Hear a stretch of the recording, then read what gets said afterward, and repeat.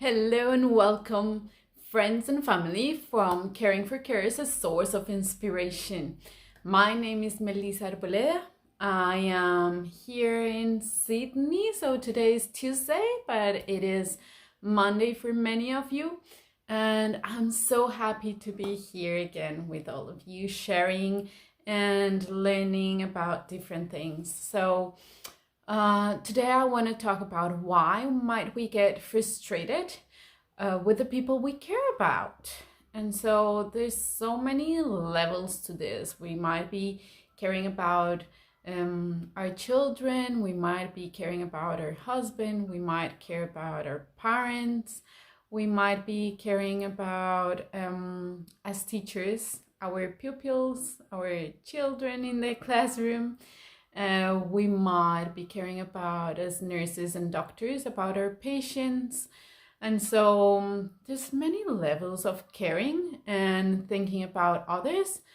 But I think the main thing would be very similar for all of them. And so that's what I want to be talking about.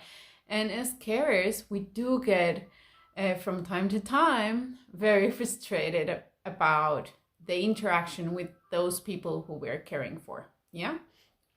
And so we always come into this relationship, because there are all relationships. We always come into these relationships thinking that we're going to be support for them, and that we have what it takes, the patience, the love, the caring, whatever they need, and we have that for them. And so we go into that and we're ready to give everything from us, and then things start happening and you're like, I don't want to do this anymore.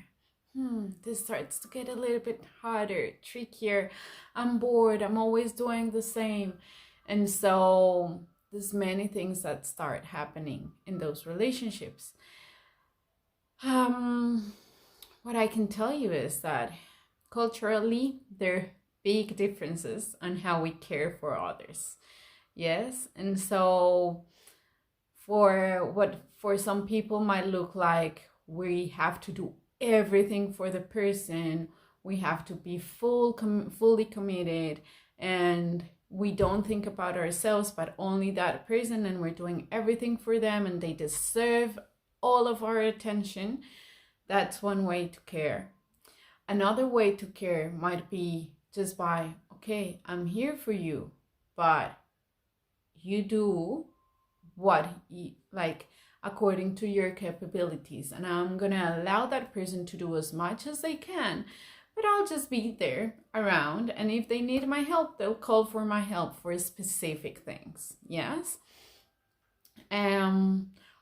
Others, when they're caring for people, they feel responsible not only for the part that they're caring for, but they feel responsible for their entire life. Yes. And so the thing is how to start understanding what's best for you. And to answer this, I will have to go and think about, we're all unique, but we're all in oneness, and we're all connected to the same source of energy. Yes. And so having those two polarities in mind, we have to try and balance, okay, what feels good for me in my uniqueness? How can I come up and be there for these people that I'm caring for? And I know when we care for someone, we get expectations in our minds. We think, oh, well, this person is going through this, I want to care for them, so I'm going to give them this, and they'll be able to show up in this way. Yeah. But it's all a conversation in our minds usually, and we forget to talk with the person we're caring for, or with the people that we're caring for. Yeah. So what I'm going to invite you to do, if you're a carer of one person or many people, children, patients, whatever it is, I invite you to think of it as a relationship, a partnership, where you need to listen to that other person, where you need to come to agreements and say, okay, I'm going to be doing this for you, but in return, I want you to help me do this, this, and this. And then listen to them and ask them, what is it that they want for you to do for them? And what are they gonna, like, what are their expectations around you? But also, how are they gonna show up for you? Yeah. So it's gonna be a two-way relationship. It's no longer like, oh yeah, I'm caring for you, I know what it's best, and this is what we're gonna do. And so many of us, we just do that with our partner, with our parents, with our, and so if you're a teacher, with your children, if you're a doctor, with your patients. So we need to establish two-way relationships. And what is two-way relationships? For them to start, we need to feel right. Both of us need to feel right with each other. Yes? It's not like you just walk in and it's like, okay, you're stuck with me. This is it. This is what you get. And then you move on. No, you need to develop trust. You need to start letting the other person know you, and you need to start knowing the other person. Yeah? With that, if you get to develop that and trust in yourself and trust in the other person and get the other person to trust you, there's 3 parts there, then you'll develop a relationship where most likely that frustration that you might be feeling or not, it's not gonna come up. Yeah? Because frustration comes from expectations in our minds.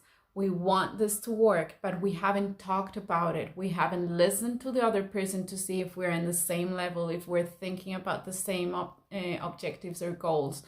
So we need to have the information on the table. We need to show all our cards. We need to be able to express our needs, how we feel. And so I hope that has helped you a little bit.